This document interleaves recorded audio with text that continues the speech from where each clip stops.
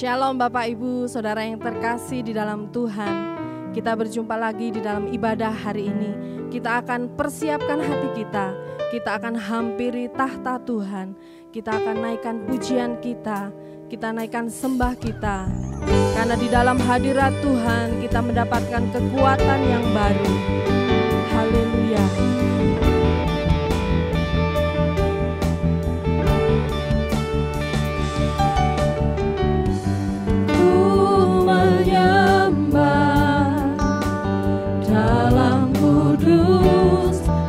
Hadirat-Mu, hampiri tahta kasih karunia-Mu Bapa.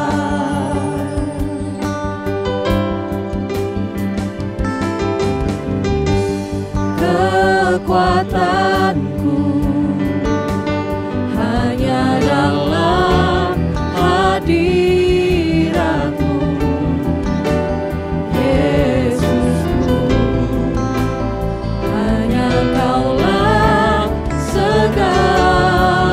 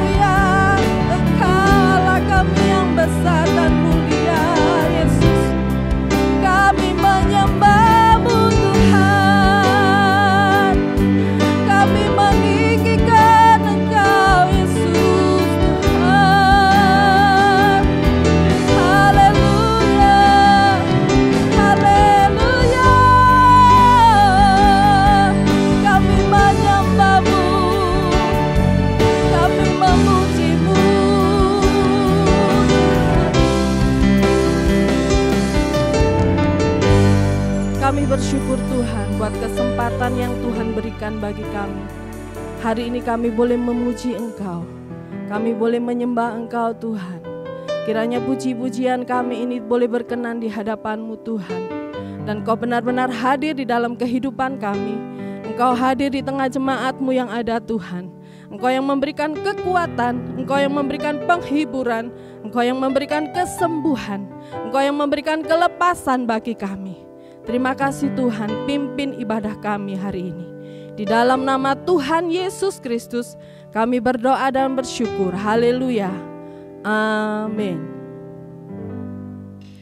Segala pujian bagi Tuhan kita, karena Dia Raja yang besar, layak untuk ditinggikan dan dipuji pada hari ini. Mari kita sama-sama angkat pujian kita. Haleluya.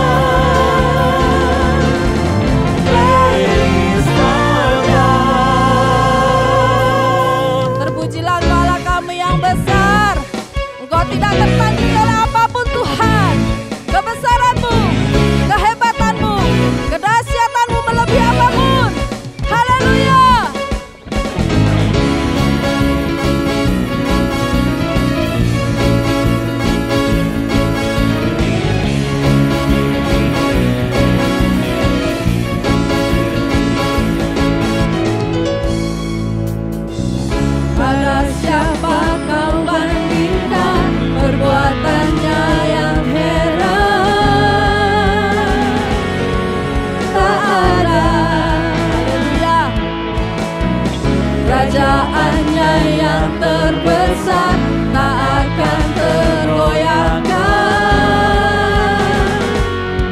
Sembah musuh pun gemetar mendengar nama-Mu Tuhan.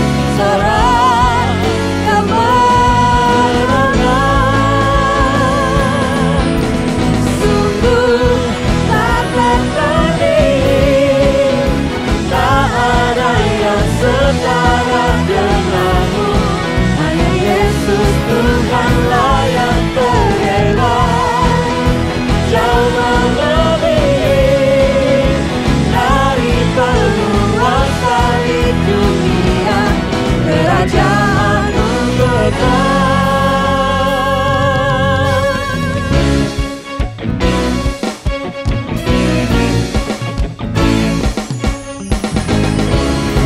Siapa kau bandingkan perbuatannya yang heran?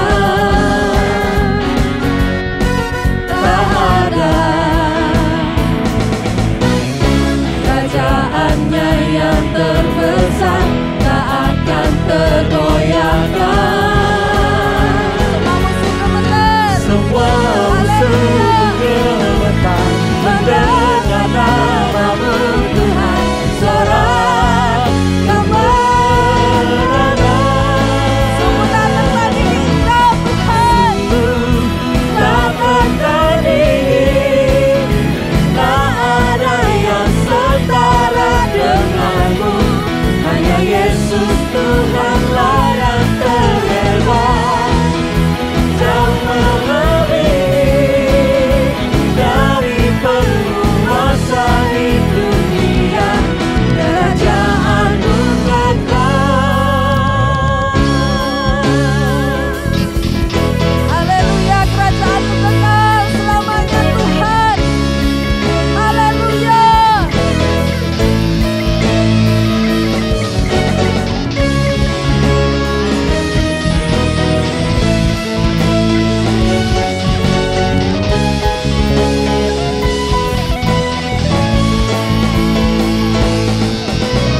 Sungguh tak tertandingi, tak ada yang setara denganmu.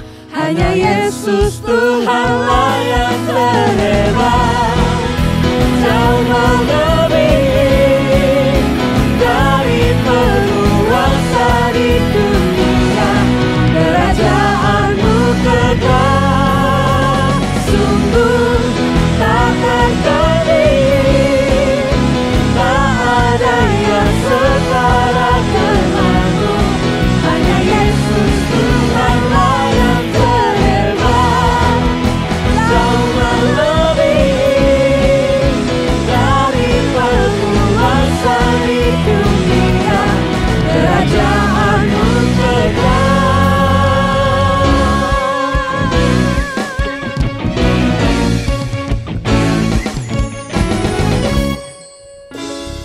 Kami bersyukur Tuhan atas kemurahan-Mu yang Kau berikan bagi kami. Kami ada hari ini adalah karena kemurahan-Mu.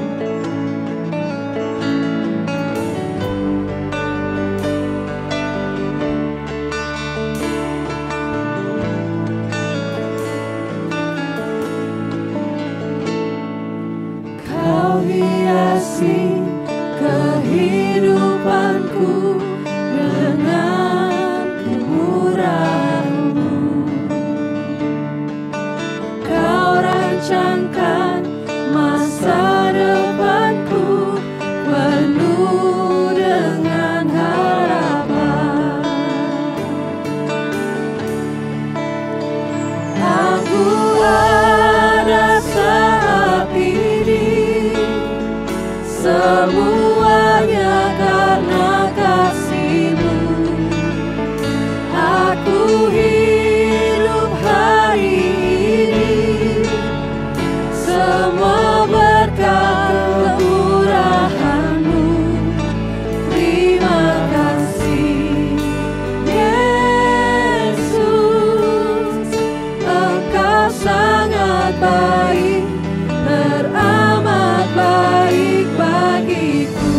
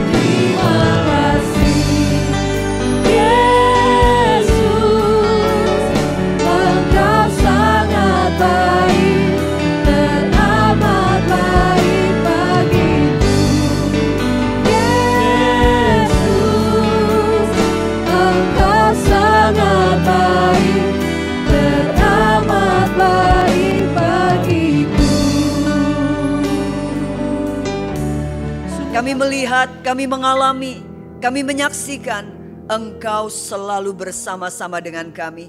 Engkau Allah yang tidak pernah membiarkan dan meninggalkan kami.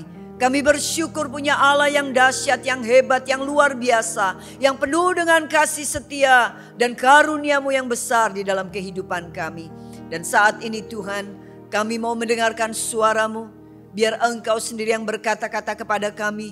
Engkau sendiri yang akan menjamah hati kami. Engkau sendiri yang akan mengurapi kami. Engkau sendiri yang akan menerjemahkan segala sesuatunya di dalam kehidupan kami. Dan Engkau juga yang akan menolong kami, menjadikan kami orang-orang yang berkomitmen untuk melakukan firman-Mu di dalam kehidupan kami sehari-hari. Kami serahkan semuanya ini ke dalam tangan dan kuat kuasa-Mu Tuhan. Kami mempersilahkan Engkau seluas-luasnya untuk Engkau bekerja di dalam kehidupan kami. Di dalam nama Tuhan Yesus Kristus kami berdoa dan kami mengucap syukur. Amin. Amin. Shalom. Kita semua adalah orang yang tidak sempurna. Karena tidak ada seorang pun di dunia ini yang sempurna kecuali Bapa kita yang ada di surga. Itu sebabnya karena kita adalah orang-orang yang tidak sempurna, maka banyak kali kita melakukan kesalahan. Pada waktu kita melakukan kesalahan, banyak di antara kita yang pada akhirnya menyesal. Memang kalau kita mau melihat ada level-level dari penyesalan yang kita alami. Hal yang sangat kecil yang kita menyesal mungkin cuma hal-hal sekedar ya lahir ya sekedar promo, ada promo di sini apa yang katanya 10-10, 99, 88, 77, 66 yang begitulah ya. Nah, padahal apa namanya kita nggak sempet ya, nggak sempet. Atau ada banyak juga yang nggak bisa. Kalau saya emang nggak bisa pakai begitu-begitu ya. Jadi mungkin ada penyesalan yang kecil di dalam kehidupan kita karena kita melewati hal-hal yang sebetulnya itu menguntungkan kita. Tetapi mungkin juga ada level yang lebih sedang di mana mungkin kita punya pola hidup yang salah. Pada waktu kita punya pola makan yang salah, pola hidup yang salah, pada akhirnya sakit penyakit mulai menggerogoti tubuh kita. Kita harus mengalami hal yang pernah kita melakukan. Nah, tapi saya mau mengatakan ini adalah level yang sedang. Tetapi ada penyesalan yang besar, yaitu pada waktu kita tidak taat kepada Dia. Ini adalah level penyesalan yang boleh dikatakan level penyesalan yang besar. Karena kalau kita membaca di dalam Amsal 13 ayat yang ke-13 dikatakan siapa yang meremehkan firman, ia akan menanggung akibatnya. Siapa yang meremehkan firman, kita dengar firman. Minggu kita dengar, hari-hari biasa kita membaca atau kita mendengar firman Tuhan. Tetapi kita hanya menjadi pendengar dan kita tidak melakukan firman itu di dalam kehidupan kita. Sehingga pada waktu kita berjalan sesuai dengan kehendak kita, berjalan sesuai dengan nafsu kita, berjalan sesuai dengan kedagingan kita, dan kita mulai di depan sana memang pada awalnya kelihatannya nikmat, kelihatannya enak, kelihatannya menguntungkan. Tetapi kita tahu di depan sana sudah tersedia maut. Di depan sana sudah tersedia hal-hal yang justru membuat kita pada akhirnya menjadi parah. Kalau kita tahu ada seorang yang menyesal karena dia tidak mengikuti apa yang firman Tuhan mengatakan. Yunus pasalnya yang kedua, ayat yang kedua. Katanya kita tahu bahwa Yunus diminta oleh Tuhan pergi ke Niniwe, tetapi dia tidak melakukan, tapi justru dia pergi ke Tarsis. Ada satu misi yang Tuhan mau Yunus melakukan, tetapi dengan jelas-jelas Yunus menolak apa maunya Tuhan. Tuhan minta A, dia lakukan B. Jelas. Jelas dia memberontak dari Tuhan. Jelas dia sedang mengatakan, sorry Tuhan, aku tidak mau melakukan apa yang Tuhan perintahkan kepadaku. Dan pada waktu dia pergi ke Tarsis, kita tahu Tuhan mulai melakukan hal-hal di mana mulai didatangkan angin ribut, mulai didatangkan permainan yang Yunus kalah. Dan karena Yunus kalah, akhirnya Yunus harus dicemplungin ke laut. Pada waktu dia di laut ada ikan besar yang memang Tuhan siapkan ikan itu. Dan waktu Yunus ada di dalam perut ikan, ini yang Yunus mengatakan. Yunus pasal yang kedua ayat yang kedua, katanya, dalam kesusahanku aku berseru kepada Tuhan dan ia menjawab aku. Dari tengah-tengah dunia orang mati aku berteriak dan kau dengarkan suaraku. Pada waktu dia ada di dalam perut ikan, dia mengalami kesusahan yang besar. Jadi dampak dari orang yang salah langkah, dia pasti akan hidup dalam kesusahan. Susah. Tidak ada seorang pun yang menolak apa kata firman Tuhan. Tidak ada seorang pun yang memberontak dari apa yang Tuhan mengatakan seharusnya dia melakukan. Hidup dalam kebahagiaan. Tidak. Awalnya ya. Awalnya ya. Awalnya happy. Awalnya mungkin kita bisa mengatakan pada waktu Yunus mulai naik kapal, dia mungkin mengatakan, you mau apa? Happy aku, gak ada tugas. Diminta pelayanan ini, aku gak mau. Rasa aku mau lakukan apa yang aku mau melakukan. Sekali-sekali memang kita harus punya me time. Tetapi ini me time ya. Tetapi bukan berarti bahwa kedagingan kita itu menjadi sangat menonjol sampai pada akhirnya apa yang Tuhan minta kita tidak melakukan. Ini waktunya persekutuan, ini waktunya membaca Alkitab, ini waktunya beribadah, ini waktunya berdoa, berkorporat bersama-sama, ini waktunya begini. Tetapi kita mengatakan me time, every day me time, ya, every hour me time, ya. Dan pada akhirnya oleh karena itu ada pemberontakan di sini. Dan waktu ada pemberontakan awalnya oke, tetapi at the end, pada akhirnya kita akan mengalami kesusahan. Karena yang persoalan jika tidak diselesaikan dengan apa yang Tuhan mau, itu akan mendatangkan persoalan yang berikutnya. Pasti. Kalau kita nonton film ini, film zaman dulu, film Dono Kasino Indro DKI ya. Kalau kita nonton Dono Kasino Indro itu tiap kali dia punya persoalan langsung dia oke, begini aja. Dan waktu dia melakukan setiap jalan keluar dari apa yang dia mau, kita tahu bahwa pada akhirnya justru persoalan yang lebih besar yang akan terjadi. Demikian juga di dalam kehidupan kita. Pada waktu Tuhan minta A dan kita tidak melakukan, maka pasti kita akan mengalami kesusahan. Karena semua yang Tuhan minta, apa yang Tuhan minta itu bukan tuntutan. Kata tuntutan kesannya seakan-akan bahwa kita ini diperlakukan dengan seperti apa. Semua yang Tuhan minta kita melakukan, semua berujung kepada apa? Berujung kepada kemuliaan Tuhan. Dan jangan dipikir pada waktu kita melakukan sesuatu dan itu berujung kepada kemuliaan Tuhan, kita mengatakan, oh, mentang-mentang you Tuhan, mentang-mentang you pencipta langit bumi, mentang-mentang you yang menciptakan aku, mentang-mentang you yang berkuasa. Kita cuma melakukan hanya untuk kepuasan, hanya untuk kemuliaan namamu. Dan sementara bagaimana dengan aku? Saudara, semua yang berujung kepada kemuliaan Tuhan pasti berujung kepada kebahagiaan kita yang tertinggi. Semua yang berujung kepada kemuliaan Tuhan, semua akan berujung kepada kepuasan kita yang tertinggi.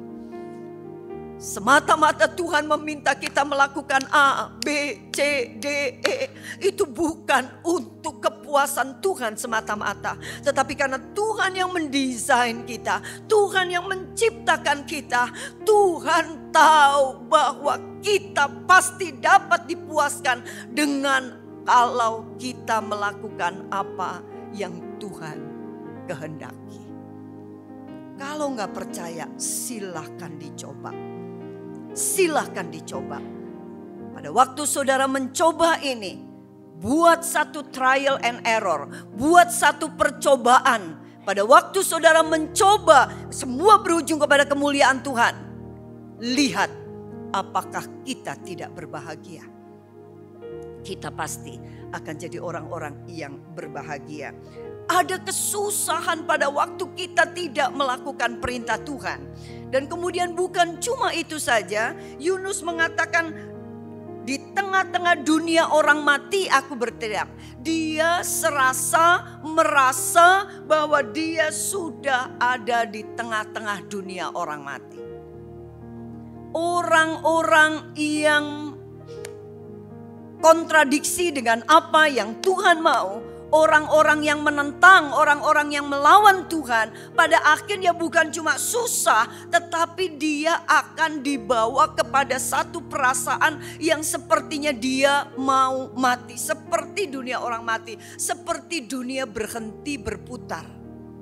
Itu sebabnya kenapa orang-orang yang telah melakukan satu kesalahan berujung kepada apa? Keinginan besar untuk bunuh diri. Kenapa dia melakukan itu? Karena dia seperti sudah merasa orang mati. Jadi dia berpikir, untuk apa aku hidup kalau aku ini sebetulnya adalah orang mati yang ada di tengah-tengah kehidupan ini. Dan bukan cuma itu, kalau kita melihat di dalam Yunus pasal yang kedua ayat yang keempat. Dan aku berkata, telah terusir aku dari hadapan matamu. Mungkinkah aku memandang lagi bait-Mu yang kudus? Yunus berpikir, aku telah terusir karena apa? Dia menyadari Tuhan mau minta dia ke Niniwe, dia pergi ke Tarsis. Dan pada waktu dia ada di dalam perut ikan, dia merasa bahwa dia sudah terusir. Dan karena dia sudah terusir, makanya dia mengatakan, apakah mungkin aku memandang lagi bait-Mu yang kudus? Ada satu rasa dia berdosa. Ada satu fakta di mana pada akhirnya dia tahu bahwa dia sudah salah. Dan karena dia merasa salah, pada akhirnya dia merasa terusir. Dan bukan cuma terusir, tetapi dia juga merasa bahwa maka hal ini akan membuat dia menjadi orang yang tidak akan pernah melihat Tuhannya lagi. Dia tahu bahwa setelah ini dia akan mati, dan kalau dia mati, dia tahu kemana dia pergi, yaitu apa? Ke neraka. Dan karena dia pergi ke neraka, itu sebabnya dia mengatakan, aku rasanya mungkinkah ini adalah satu pertanyaan pengharapan. Sebetulnya kalau mau dijawab berarti tidak. Aku tidak akan pernah dapat memandang bait-Mu yang kudus. Ini adalah apa? Tipuan. Pada waktu pikiran kita sudah menjadi kacau, karena penyesalan itu, iblis mudah sekali untuk mengintimidasi kita dan membuat tipuan-tipuan. Dengan mengatakan, Nus. Padahal pada waktu dia diminta Tuhan untuk pergi ke Niniwe, iblis bekerja. Iblis bekerja dengan mengatakan, ngapain Nus kamu pergi ke Niniwe? Kamu mau tuh ngomong sama orang-orang di sana, buat apa? Mereka orang-orang jahat, buat apa diselamatkan? Gak usah, biar mereka menikmati, biar mereka mengenyam, biar mereka mengalami kesalahan yang sudah mereka melakukan. Karena mereka gak mau percaya kepada Tuhan. Biar, kalau mereka harus masuk neraka, masuk. Layak buat mereka. Buat apa kamu ke sana? Gak usah. Nanti kamu kalau ke sana, lihat nabi-nabi yang dulu. Nanti kamu kalau ditimpukin batu mau. Nanti kalau kamu di sana kamu dibunuh, kamu mau. Nanti kalau kamu ke sana kamu akan begini-begini, kamu mau. Nggak mau kan? Nggak enak kan? Buat apa? Dan belum tentu kamu ke sana dia juga nanti akan terima kamu. Nggak, udah buat apa? Iblis bekerja, dan pada waktu Yunus mengikuti kedagingannya dengan mengikuti apa maunya iblis, dengan mengatakan, aku punya kehendak bebas. Aku berhak penuh untuk mengatakan this is me time. Ini waktuku, aku mau ngapain, aku mau lakukan sesuatu.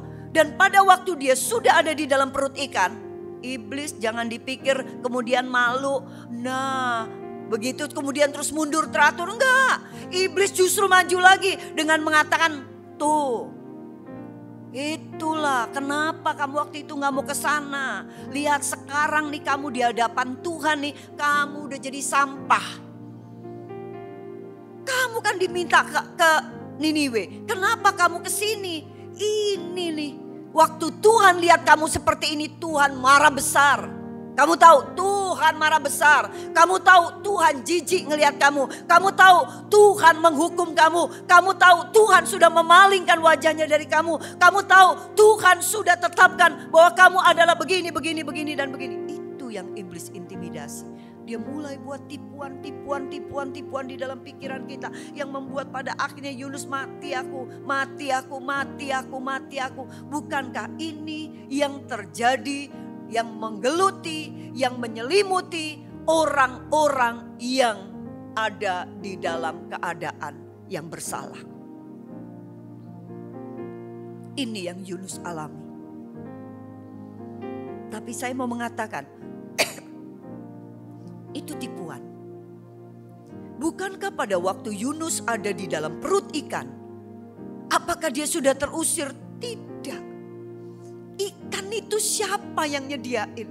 Yang nyediain ikan ada di situ itu Tuhan sendiri. Kalau kita teliti membaca kitab Yunus, kita tahu maka Tuhan mendatangkan angin ribus, maka Tuhan mendatangkan ikan, maka Tuhan berfirman kepada ikan itu supaya ikan itu memuntahkan Yunus. Itu semua kerjaannya Tuhan. Kalau itu kerjaannya Tuhan, bagaimana mungkin Yunus terusir dari Tuhan? Kalau itu kerjaannya Tuhan, bagaimana mungkin Yunus sudah tidak dapat lagi memandang baitnya yang kudus? Jadi sekali lagi saya mau mengatakan, iblis itu tipuannya luar biasa. Dia akan membuat kita, awalnya dia akan bawa kita jauh dari Tuhan. Setelah kita jauh dari Tuhan, iblis akan membuat kita pada akhirnya terpuruk dengan menuding kita, mengintimidasi, mengklaim kita, mengata-ngatai kita dengan mengatakan kamu sampah. Kamu tidak berguna. Kamu akan masuk neraka. Kamu apa masih punya muka ketemu sama orang? Kamu apa masih punya muka, masih punya iman untuk menginjakkan kakimu di gereja kalau kamu udah begini? Itu yang iblis katakan. Sehingga berapa banyak orang yang waktu menyesal, meresponi penyesalannya dengan apa? Justru makin lari dari Tuhan. Justru semakin mereka menjadi orang yang akhirnya sudah, saya akan mengakhiri kehidupanku, mulai ambil chemical, bahan kimia, mulai ambil apa-apa dan sebagainya, senjata untuk mengakhiri hidupnya. Berapa banyak yang akhirnya untuk melupakan semua itu, belum mau mati, belum berani mati, ya. Tapi kemudian untuk melupakan itu dia akhirnya menjadi orang apa? Yang memakai narkoba. Justru dia mengatakan sudah kepalang basah, aku sudah salah. Sudah kepalang basah, aku sudah aku sudah begini. Kalau begitu sekaligus aku akan menjadi orang yang jahat. Itu pekerjaan iblis. Tapi mari kita belajar sekarang. Kita gak bisa seperti itu. Karena kalau kita punya pikiran seperti itu, maka kita semua sudah gak ada. Tapi kita mau lihat bagaimana Tuhan memandang semua ini. Tuhan mau kita bisa move on dari semua ini. Betul ada penyesalan, betul ada kesalahan, betul ada hal-hal di mana kita sudah melakukan salah di hadapan Tuhan. Tapi Tuhan mau yuk kita move on. Gimana caranya supaya kita bisa move on? Yang pertama adalah yuk forget it about the past. Lupakan masa lalu. Lupain masa lalu. Paulus mengatakan di dalam Filipi pasal yang ketiga ayat yang ke-13b. Tetapi ini yang kulakukan. Aku melupakan apa yang telah di belakangku dan mengarahkan diri kepada apa yang di hadapanku. Kita tahu siapa Paulus. Dia adalah pembunuh berdarah dingin. Dia adalah orang yang membunuh orang-orang Kristen.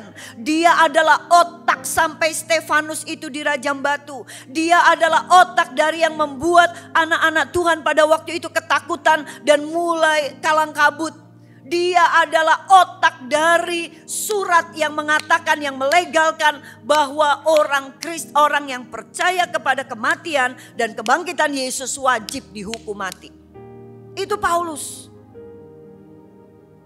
Berdosa besar, salah besar. Dan pada waktu dia salah besar, bagaimana mungkin pada akhirnya dia bisa menjadi rasul? Seorang pembunuh yang dia gak membunuh semua orang, hanya membunuh orang-orang yang percaya kepada kematian dan kebangkitan Yesus. Kemudian dia menjadi orang yang justru memberitakan supaya orang percaya bahwa Yesus itu adalah Mesias. Bahwa melalui kematian dan kebangkitannya, dengan kepercayaan itu kita akan diselamatkan. Bagaimana mungkin? Hal yang pertama dilakukan Paulus adalah apa? Dia melupakan apa yang ada di belakangnya. Kalau dia terus keingetan pembunuh. Kalau dia cuma ingat bahwa dia adalah pembunuh, maka dia gak akan pernah move on. Itu sebabnya firman mengatakan, aku melupakan apa yang di belakangku dan mengarahkan diri apa yang ada di hadapanku. Kenapa kok dia bisa menjadi orang yang bisa melupakan masa lalu dan mulai ke depan?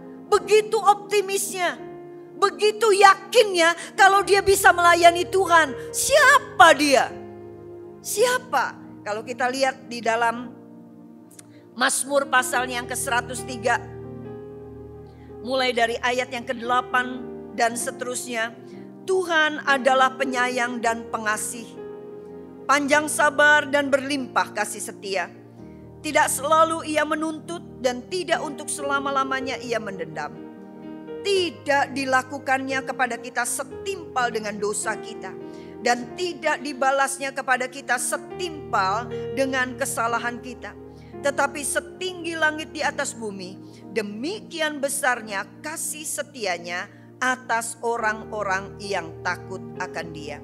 Sejauh timur dan dari barat, demikian dijauhkannya daripada kita pelanggaran kita. Seperti Bapa sayang kepada anak-anaknya, demikian Tuhan sayang kepada orang-orang yang takut akan Dia. Perhatikan, inilah Tuhan yang kita sembah. Ini karakter Tuhan kita. Ini karakter Bapa kita. Dia adalah Tuhan yang penuh dengan kasih karunia. Inilah kacamata yang Tuhan pakai pada waktu melihat orang yang berdosa dan menyesal atas dosa-dosa yang dilakukannya. Ini adalah kacamata Tuhan yang dimana Tuhan melihat setiap orang-orang yang sudah melakukan dosa dan dia pada akhirnya tahu bahwa dia sudah berbuat dosa. Dan ini kacamata yang Tuhan pakai. Waktu Tuhan melihat itu semua, Dia tidak jijik. Dia tidak mengusir kita. Dia tidak menghancurkan kita. Dia tidak mempermalukan kita. Tetapi Alkitab mengatakan Dia adalah Allah yang berlimpah kasih setia. Enggak ada dendam. Padahal waktu kita melakukan kesalahan, ini sama aja kita sedang mengatakan, kamu apa? Kamu mau A? Sorry, aku mau B. Ini adalah pemberontakan langsung di hadapan Tuhan. Tapi pada waktu kita sedang menghujani dia, pada waktu kita sedang mengatakan bodoh, aku gak mau ikut apa kata kamu. Terserah kamu mau ngomong apa, aku gak mau ikut. Sama seperti mungkin orang tua punya perasaan. Pada waktu orang tua mengatakan jam 9 harus sudah ada di rumah.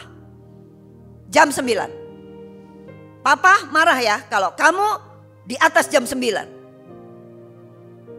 Papa gak mau kalau kamu lebih dari jam 9. Oke? Berapa banyak anak-anak kemudian mengatakan gini.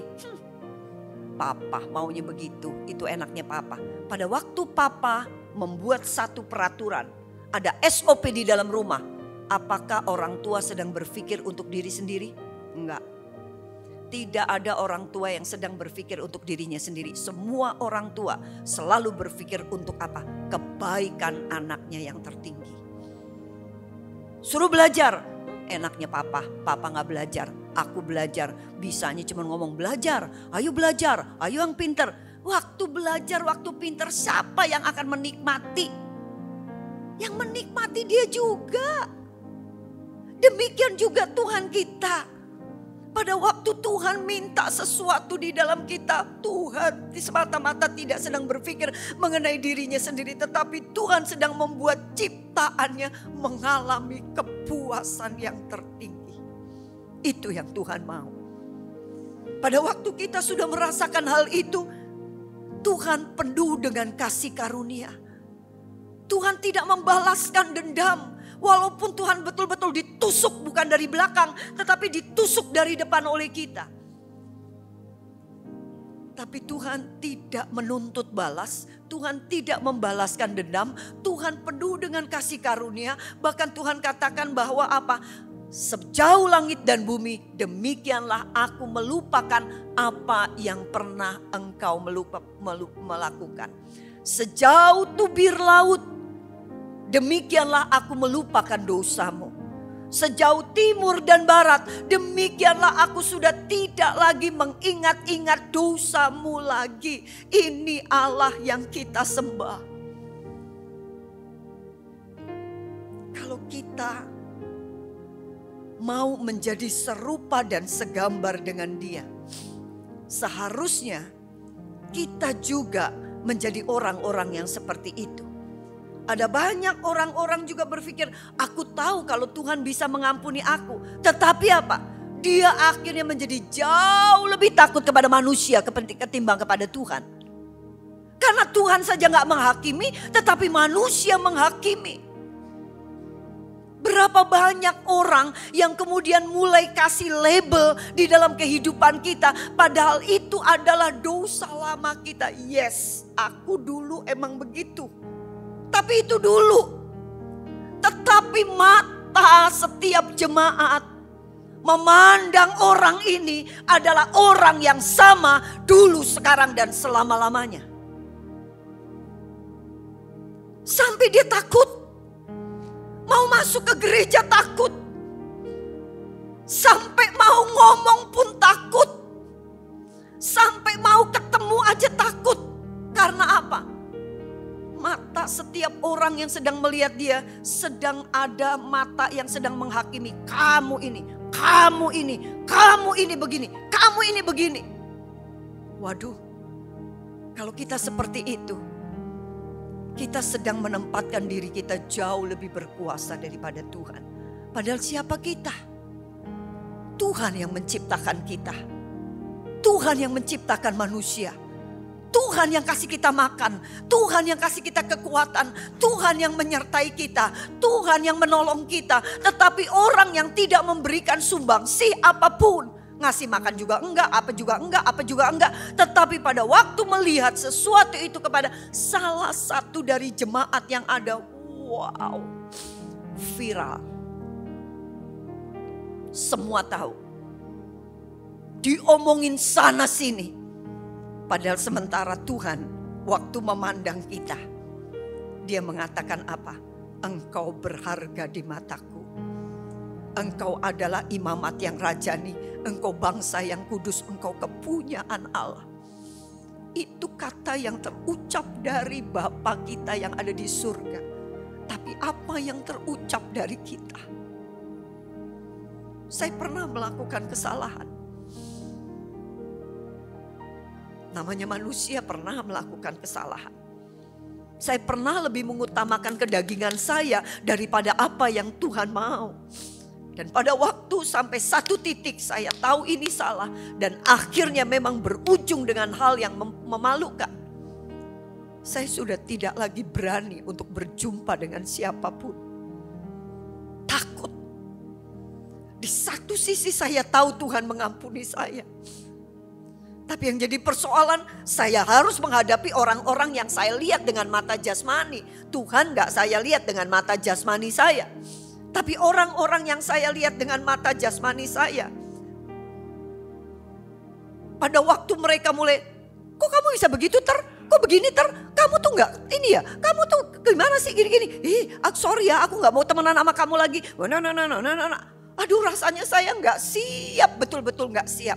Sampai hidup saya hanya mengurung diri di dalam kamar. Dan pada waktu mengurung diri, betul memang ada intimidasi dari iblis dengan mengatakan, udah gak usah kamu lakukan apa-apa. Gak ada harapan. Orang seperti kamu udah gak ada harapan. Daripada kamu keluar nanti kamu apa? Keluar kamu nanti pasti cuma dicibir sama orang. Dan Tuhan juga belum tentu mengampuni kamu. Karena apa yang kamu lakukan itu udah kelewat batas. Tapi saya bersyukur waktu itu. Youth pastor datang ke rumah. Dan kemudian dia ngomong. Gak mungkin saya gak temukan. Karena dia sudah ada di rumah. Dan mama sudah. Itu. Ada yang mau ketemu kamu.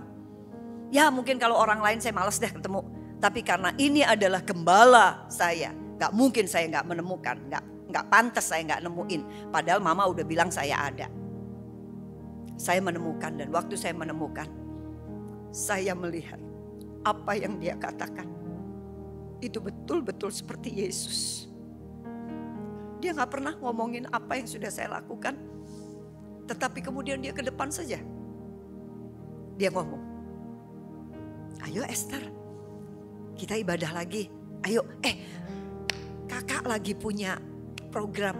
Dan di dalam program ini kakak merasa bahwa kamu cocok untuk lakukan ini. Ya, ayo bantu kakak untuk bisa memajukan gereja kita. Yuk kita kerja sama-sama. Kamu kan orang lama, ayo sama-sama. Ya yuk kita gerak yuk. Ya, coba kamu kira-kira punya pandangan apa? Bayangkan, dia gak pernah. Kamu gini ya kamu gini ya. Kamu ini ya, kamu ini. Aduh, itu seperti borok yang dikorek lagi. Tapi itu yang dia lakukan. Yuk, saya mau mengajak kita semua jemaat. Tidak semestinya kita bersikap kepada orang yang sudah bersalah dengan penghakiman melampaui dari apa yang Tuhan sendiri menyatakan. Tuhan sendiri tidak menghakimi kita. Tuhan sendiri mengampuni kita. Tuhan sendiri adalah Tuhan yang berlimpah kasih setia. Dan Paulus mengatakan di dalam 2 Korintus 5 ayat yang ke-17 dengan mengatakan. Jadi siapa yang ada di dalam Kristus, ia adalah ciptaan yang baru. Yang lama sudah berlalu, sesungguhnya yang baru sudah datang. Dia adalah ciptaan yang baru. Paulus tahu saya orang yang baru. Yang lama sudah berlalu. Dan Tuhan sudah membentuk saya menjadi ciptaan yang baru. Tuhan sudah tidak lagi melihat bahwa saya ini adalah Paulus si pembunuh. Tetapi Tuhan melihat saya sebagai Paulus. Orang yang bekerja di ladang Tuhan. Ciptaan yang baru. Saya ingat pada waktu saya masih sekolah Alkitab. Ada satu orang teman saya sekelas. Dia manifestasi karena dia pakai dari nenek, dari mana moyang turun dipakein inilah, pakai apa, akar tuh ya, gelang. Tapi gelangnya itu tuh ada jimatnya begitu. Nah, jadi pada waktu ada KKR dia manifestasi, kemudian kita bawa di dalam kamar, dan karena dia perempuan sehingga kita perempuan akhirnya keluar dari ruangan dan mulai berdoa membantu. Kita semua pada tahulah Pentakosta, dalam nama Yesus aku hancurkan segala kuasa. Semua ngomong, bayangin ini berapa puluh orang ngomong kayak begini. Dengan kamar yang tidak terlalu besar. Kamar di Sati tidak terlalu besar, asrama-asrama yang lama tuh nggak terlalu besar. Nah, jadi aduh kayak pasar betul-betul. Tahu-tahu teman saya yang manifestasi ngomong begini, terus ya ngomong begitu ya. Kalau terus kamu berdoa untuk saya begini supaya saya keluar, oke, saya akan beberkan semua yang kalian sudah melakukan. Siap? Saya akan beritahu nih. Apa dosa-dosa apa yang kamu sudah pernah perbuat? Hal-hal mempermalukan apa yang kamu sudah kalian perbuat? Pada waktu teman saya ngomong begini, saya kan masih terus, dalam nama Yesus Tuhan kasihani teman saya, rohnya Tuhan, kasihani Tuhan, rohnya yang kuasa kegelapan dihancurkan. Lama-lama waktu saya ngomong, kok sepi, sampai akhirnya saya merasa kok kayak gak ada orang ya, kayak cuman saya doang yang ngomong. Akhirnya saya melek lah. Tadinya merem, saya mulai melek. Begitu melek saya lihat, kok udah gak ada orang. Cuma tinggal saya dengan satu dosen yang ada di samping saya. Satu ibu dosen. Kenapa pada gak ada? Rupanya setelah itu saya tanyain, kenapa kalian pada minggir? Aduh enggak deh. Kalau aku mesti dibeberin dosa lamaku, aduh enggak deh. Daripada nanti aku kena hukum, daripada aku malu, daripada apa. Udahlah, lebih baik apa? Sudahlah, Tuhan pasti mengasihi dia. Sudah, Tuhan tahu apa yang harus Tuhan melakukan. Udah, lebih baik aku cari aman, aku pergi. Saya bilang, di mana teologinya kamu? Kenapa kita harus takut? Kita ini adalah ciptaan yang baru. You mau ngomong apa terserah, tapi aku bukanlah Esther yang lama, aku adalah Esther yang baru, yang Tuhan melihat bahwa hidup saya adalah hidup dalam kekudusan.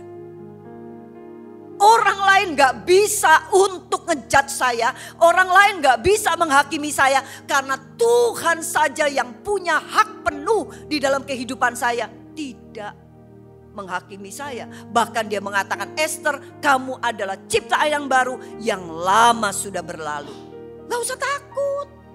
Kenapa harus takut? Pada waktu saya ngomong, apa dia beberkan? Enggak. Kalaupun dia beberkan, saya gak takut. Saya akan pakai teologi ini dengan mengatakan, ya itu Esther saya yang lama. Bagi orang mungkin itu mempermalukan, tetapi bagi saya justru ini menjadi satu kesaksian yang luar biasa. Bagaimana Tuhan bisa memakai orang yang seperti itu pada akhirnya dipakai oleh Tuhan menjadi pelayan Tuhan.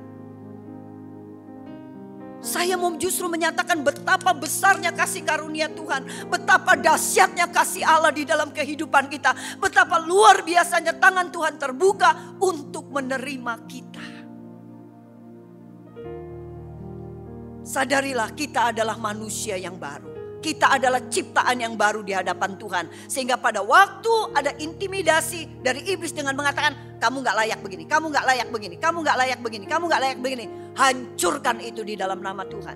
Katakan, hey, 2 Korintus 5 ayat 17 mengatakan, aku adalah ciptaan yang baru. Mazmur mengatakan, sejauh timur dan barat, ke dalam tubir laut, Tuhan telah melupakan apa yang menjadi dosa-dosaku. So you mau apa? You mau apa? Iblis mau apa? You mau ngomong, silahkan you ngomong.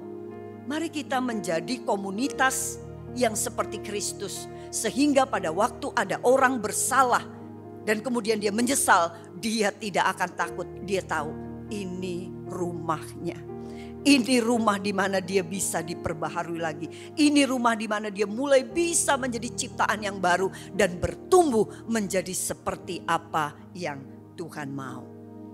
Pada akhirnya Amsal pasal 3 ayat yang ke-6 mengatakan, akuilah dia dalam segala lakumu, maka ia akan meluruskan jalanmu.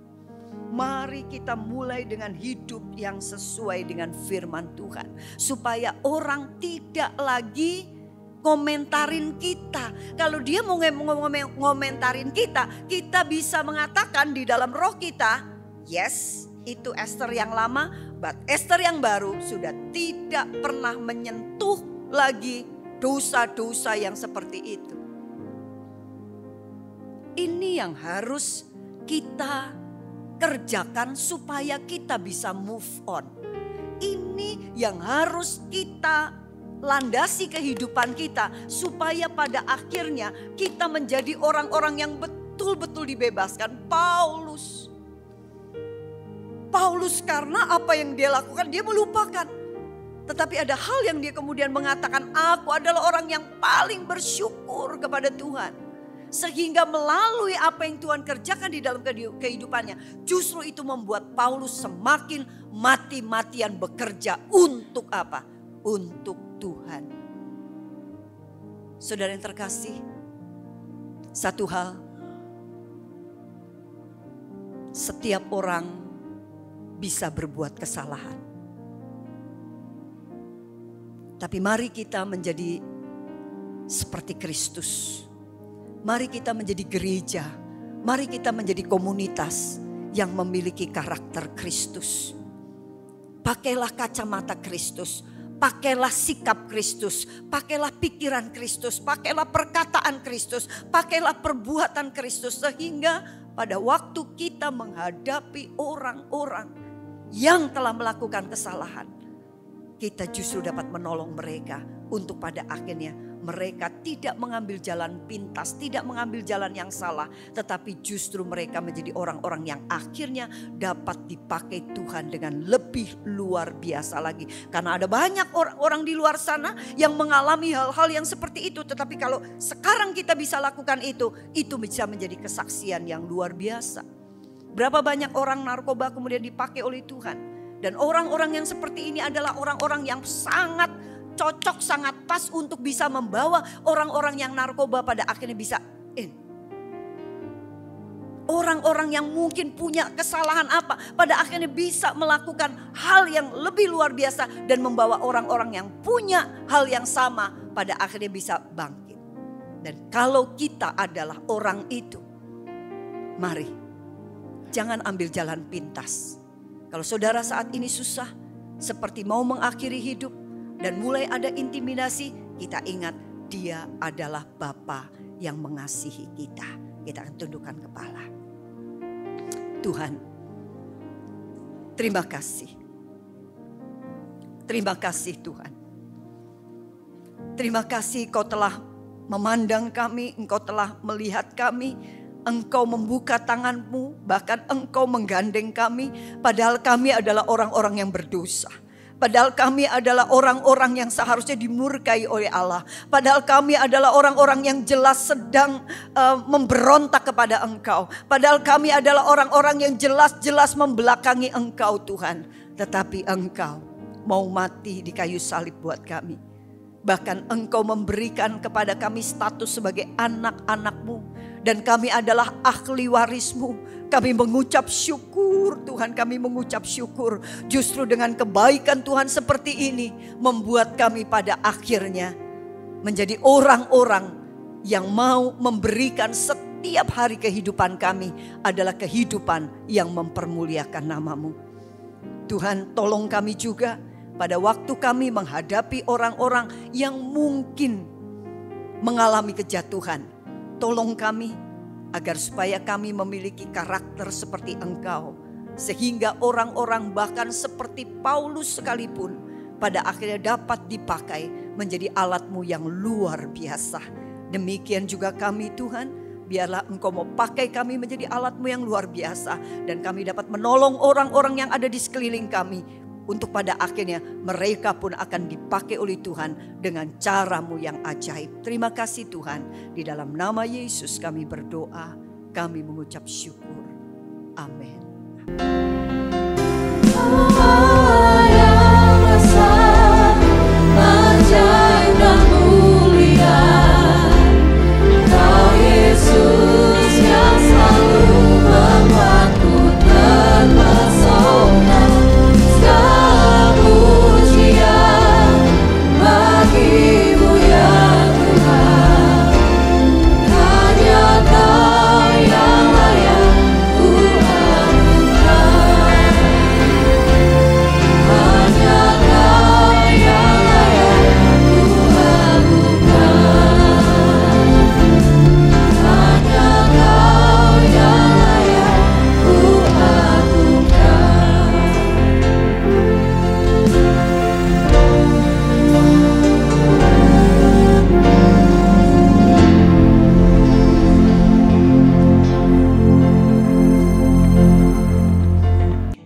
Tuhan, hadirat-Mu tetap menyertai mereka untuk memberkati setiap rumah tangga mereka, seluruh anggota keluarga mereka. Berkatilah usaha dan mata pencaharian umat-Mu. Berkatilah roti dan air mereka. Berkatilah umat-Mu ini dengan kekuatan dan kesehatan. Sesungguhnya Dikau sangat mengasihi umat-Mu. Seluruh umat-Mu ini ada di dalam telapak tangan-Mu, dan tak seorang pun dapat merampas mereka, domba-domba-Mu ini, dari dalam tangan-Mu. Hamba-Mu berdoa, bawalah seluruh sidang jemaat-Mu ini semakin hari semakin dekat kepada-Mu, semakin mengasihi Engkau ya Tuhan, sehingga mereka boleh tiba di puncak bukit kesucian-Mu dan memandang wajah-Mu yang indah. Kini sidang jemaat yang dikasihi Tuhan, Allah yang kekal adalah naungan-Mu, dan lengannya yang abadi menopang Engkau. Tuhan memberkati Engkau dan melindungi Engkau.